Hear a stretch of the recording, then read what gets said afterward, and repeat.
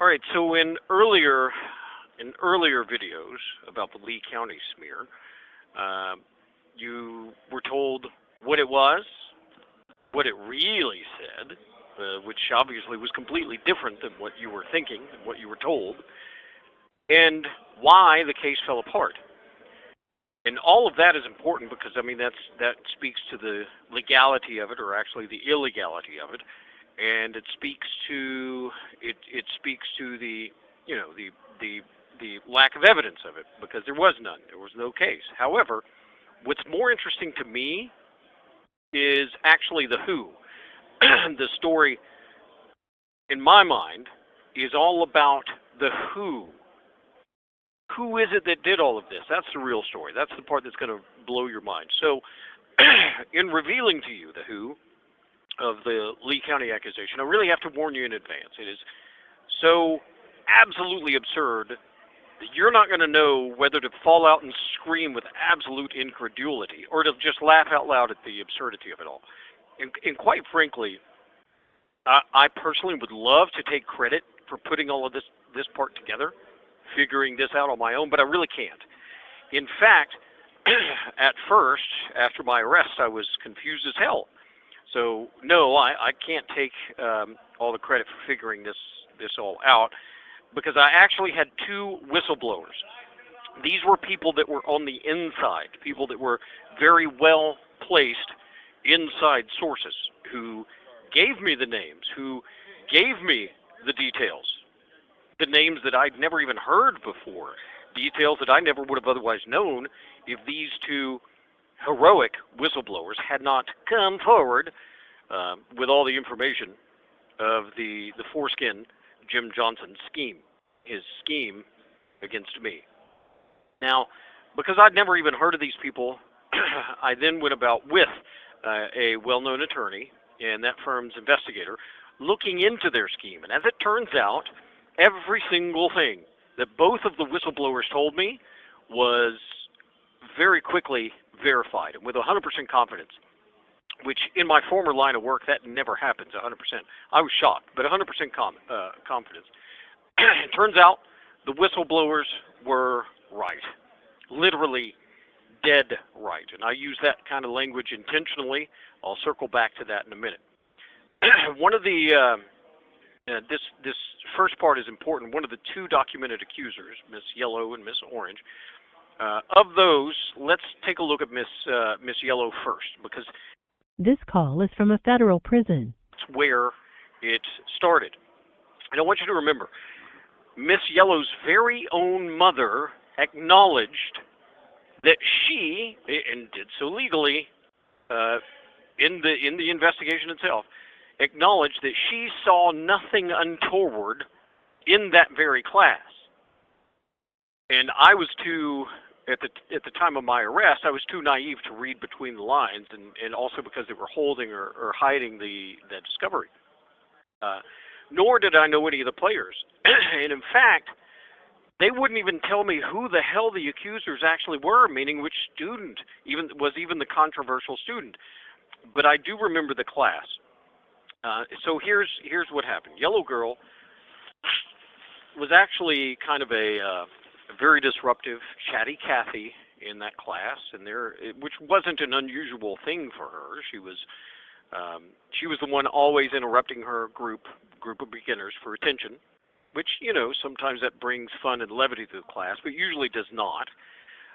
For example, she even during that very class, she kept referring to herself as Miss Kitchens, as if she had married one of my coaches whose last name was Kitchens. And she wasn't shy about expressing her crush either on one of my coaches that was there, which probably embarrassed Mr. Kitchens, who, by the way, was there during that night. Now, at the end of that class, as another coach and I, in fact, this was a coach named Cheryl Scott, whose son was also in the class coaching, I dismissed that class with high fives, which is how I dismiss every single class. But Yellow Girl, instead of high-fiving me like everyone else, she came up and she actually gave me a hug. Now, that's critical here. That does not sound like someone who had just been abused and molested, does it? Nevertheless, that's exactly what happened. She came up and gave me a hug, which, by the way, that happens from time to time, and with witnesses present in that class. So I said to her at the time, I said, I don't hug, I'm German, which is kind of my go-to phrase whenever that happened. I used it for years. I don't hug, I'm German.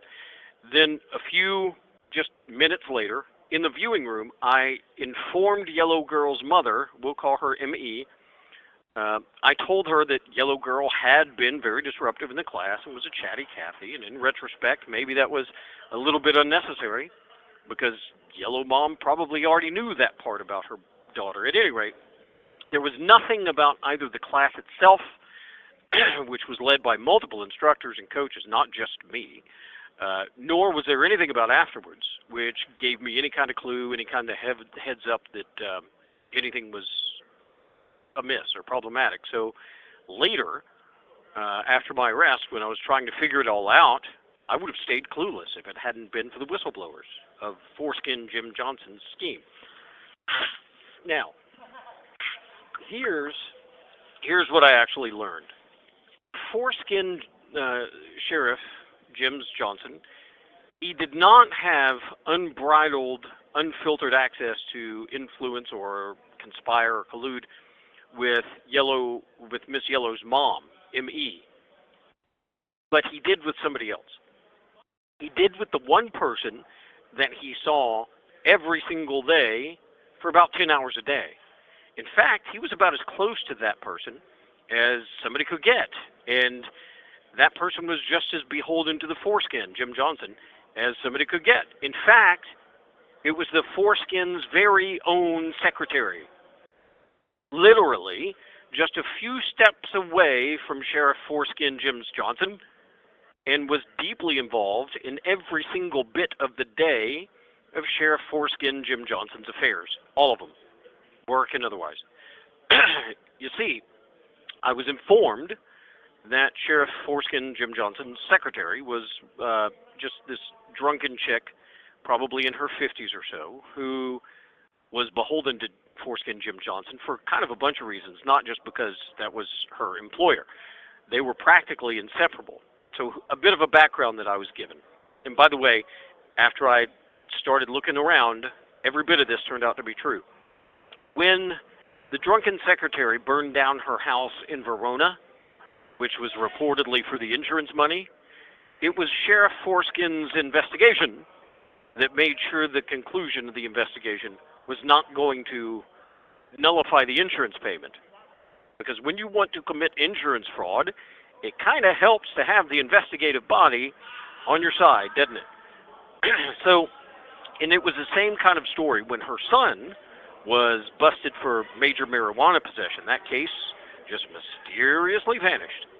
And this one shocked me to hear this. The same thing when her husband was killed. You don't really want too much scrutiny, do you? When your husband, nope, especially if your goal is to get rid of a husband and wait for it, collect the insurance money. Now that last part was very shocking to me, but what on earth did this Verona drunk, the Foreskin's very own secretary, what did it have to do with Foreskin Jim Johnson's scheme against Dutschke? I mean, I did own an insurance brokerage, but nothing relevant to the drunken Verona secretary. Well, the answer is actually simple. Sheriff Foreskin's secretary was also the drunken granny that I'm talking about. The Meemaw of Miss Yellow. Yellow Granny. Meemaw Yellow. She is the one that Jim Johnson, the Foreskin Sheriff of Lee County, was with 10 hours per day. And I was informed of this by one of the insider, the whistleblowers, someone who's actually close to the family. Get this, the very day of my arrest, now this is important, the very day of my arrest, just a few hours later, after that mega press conference that Jim, the Foreskin Johnson, had, he took Yellow Granny out for a drink. A few of those fancy, colorful, big drinks, actually. This call is from a federal prison. restaurant there in Tupelo. It was a Mexican place out by the mall that I understand now is, strangely enough, owned by Steve Holland and called Holland's. It's a bar now. Anyway, she commemorated that event. She took out her phone and commemorated that event, photographing the two of them drinking on their colorful Mexican drinks, and then posted that celebration on her Facebook page the night of my arrest. Now, I ask you this. Think about this for a second. I ask you, let's say that you just found out that your daughter or your granddaughter had been molested. Now, does that sound to you like it's cause for celebration? But that's what happened. They were out there celebrating. That night of my arrest, mission accomplished, or at least so they thought.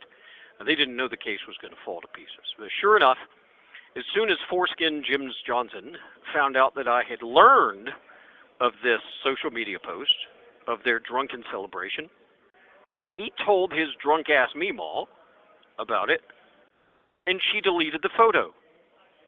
But not before Tupelo saw it. By the way, I know this is hard to believe, but get this.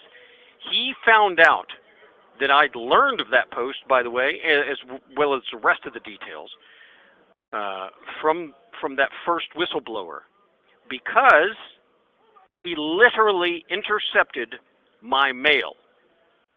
I'm not joking with you. He sliced it open with a letter. It was a letter to Janet. Then he retaped the envelope. I bet you anything she probably still has that envelope. Yes, tampering with my U.S. postal mail. No joke. That factually is what happened. He then commenced, get this, he was furious that I was told about all of this. So he then commenced to summoning that very whistleblower to him. He had him all shackled up in hands and feet, and he brought him to him, brought the whistleblower to him, to Sheriff Jim Johnson, in a back room, no cameras, right there at the Lee County Jail. He threatened the guy. He said, if he helps Dutschke, if you help Dutschke in any way, I'll make sure to throw you in prison for the rest of your life. Which, by the way, is where the Foreskin Jim Johnson told him that he was going to send to me. This actually happened. Guess who knew this information, or guess who found out this information just a couple of years ago? The Netflix crew. But here's where shit gets even more real. Think about it. This is crazy. This is even more bizarre, and this sounds more conspiratorial than JFK and Marilyn and Mary Pinchot Myers, but this is still just as real. While here in this prison, I personally told the Kings of Tupelo Netflix director, his name is McLean Way, I told him about this whistleblower. I even gave him his name, the first whistleblower's name, and he ran him down. The one who informed me way back in 2013 about Jim Johnson's entire scheme against me. He was a close personal friend of Miss Yellow's family. His name was Blake Sherwood. Blake Sherwood. So McLean, the director, he began to seek out Blake Sherwood, the whistleblower of Jim Johnson's scheme. Guess what? He found him. After finding him, McLean made a special trip. This is just a couple years ago, as they were putting together the Kings of Tupelo, flying all the way from Los Angeles to Tupelo just to talk to Blake Sherwood, along with collecting some archival footage. Now, that's a very long trip. I was just talking about the long trip that McLean Way, the director of the Kings of Tupelo, made in order to talk to Blake Sherwood. I remind you, by the way, who else was it that knew that Blake Sherwood was the whistleblower? And who else knew that McLean was snooping around? Well, that would be Foreskin Jim Johnson. Sheriff Foreskin really doesn't like people snooping around, especially those who can talk. Now, I want you to remember, in 2013, he had already threatened Blake Sherwood once. So the Foreskin sheriff, he wanted Blake Sherwood silent, hence his threat back in 2013, which, by the way, that violates federal law. 18 U.S.C. 241. That's right. Jim Johnson is a criminal. Nobody has arrested him because he's Jim Johnson and because he's a giant foreskin. But the whistleblower silence was and is Johnson's kind of preferred situation. Just ask Dale Parker. Oh, wait, you can't? Why is that? Because Dale Parker is dead. See an earlier video that was recorded. You'll learn all about that. So anyway, knowing that McLean was to meet with and was to interview, probably on camera, this very whistleblower, Blake Sherwood, I called McLean from this very prison phone. And I pushed him. I said, "Did you talk to Sherwood?" And his answer, I had hoped his answer was going to be, "Yeah, we just got great footage," but that's not what McLean's answer was. Now remember, I have a perfect memory, especially for details. Instead, McLean's answer was, "Listen, you're not going to believe this, but Blake Sherwood is dead." I asked, when? When? When? So McLean answered. He said, "Just 2 days ago." Just 2 days ago. In other words, just before McLean was going to meet with him. The whistleblower, another person who could have revealed the truth in that series and done so on camera, the Kings of Tupelo, was dead. As McLean's investigation, which, by the way, that took years, as the investigations by his team kind of began to uncover some of the very well-hidden This call is from a federal prison. trails and kind of turned over every rock and leaf that I had put them on, they would follow that trail and then only to eventually inform me that whichever whistleblower after whistleblower, person after person, source after source, during all of this, during the making, during the investigation, was dead. A long list of bodies associated with this overall case had just died. Same thing happened. Stephen Lane, oh, he just died. Stephen Belvin, dead. And now I learned that even his sister Teresa had died during the making of the Kings of Tupelo, even as McLean was seeking her. Now the cause officially was an overdose, but now we're learning that she was strangled. Blake Sherwood, dead, ruled an overdose. Felicia, the translator, dead, unexplained stroke. Master Wong, Saeed El-Sayedi, and 15 others, including his driver, Congressman Nunley, a U.S. congressman, Ted Luke Smith III in Oxford, dead. These are the careers and the businesses of those that were in the know were also ruined. C.L. Hoyle is an example of that. Ricky Thompson is an example of that. Dr. Ali sent to prison and then disappeared. The executive SAM order, just like me. Now, everything that I've just told you is very historically accurate. It's very well documented, especially if you can read between the lines. But no, none of this. This had nothing at all to do with some girl in a karate class who claimed that she touched her instructor's groin, which I remind you again is the actual documented claim of her own interview, which is not what you were told and not what you were led to believe, is it? This was never about that. This was never about some fake Elvis. No, this was much, much bigger than all of that. Much. Now, as far as this is concerned, you'll notice that in the previous interviews that I'm showing only the interview notes from Orange Girl as puppeted by her parents, not Yellow Girl. Well, why not? Because there were no notes from Yellow Girl's interview to show you. They don't exist. Only the police report. So Yellow Girl's family, through Drunk Meemaw, they were very happy to help the foreskin Jim Johnson. Well, what about Orange Girl, though? The other official accuser. What about Orange Girl?